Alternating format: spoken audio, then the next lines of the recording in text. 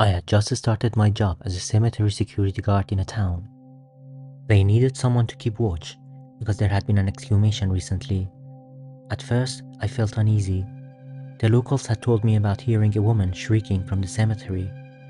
The place was old, with crumbling tombstones and vines everywhere.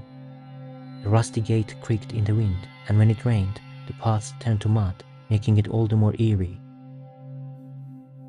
Working the night shift had its perks.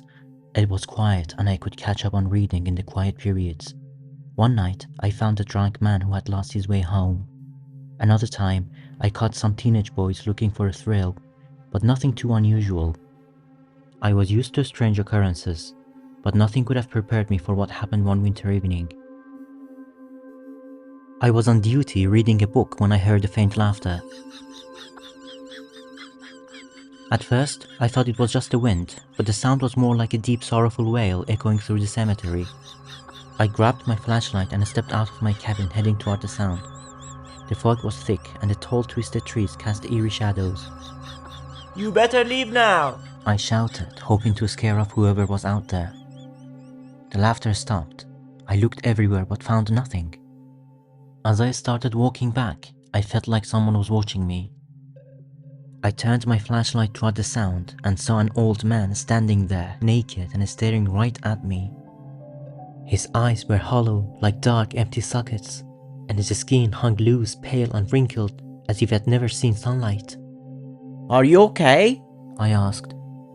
He didn't respond, just stood there watching me. His body was covered in mud, like he had fallen into a puddle. I quickly draped a blanket around his shoulders.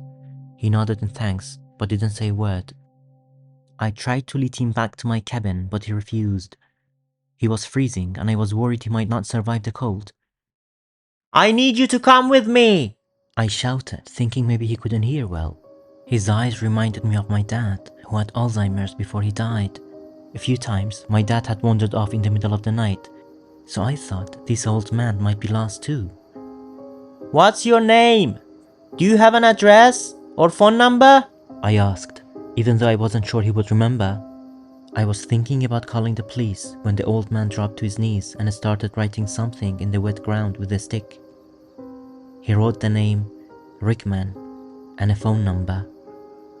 Then he looked up at me and started laughing in a sinister way.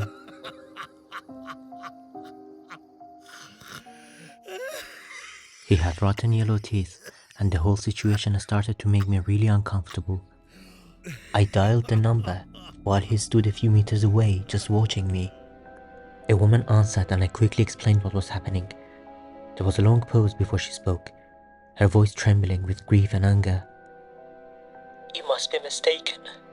My father died yesterday from a stroke. We buried him in that cemetery today." I hung up and turned back to where the old man had been standing, but he was gone. Panic set in as I scanned the cemetery with my flashlight. I followed the footsteps, but they got fainter and fainter until they stopped at the gravestone. But there was no one there. Then I saw it. A fresh grave, the earth still loose. The headstone had today's date, and the name on the grave was of the old man I had just seen. I stumbled back, my heart pounding in terror. I looked at the ground. The phone number was still there, proof that the encounter had been real. I never heard the laughing again, but the memory of that night haunts me to this day.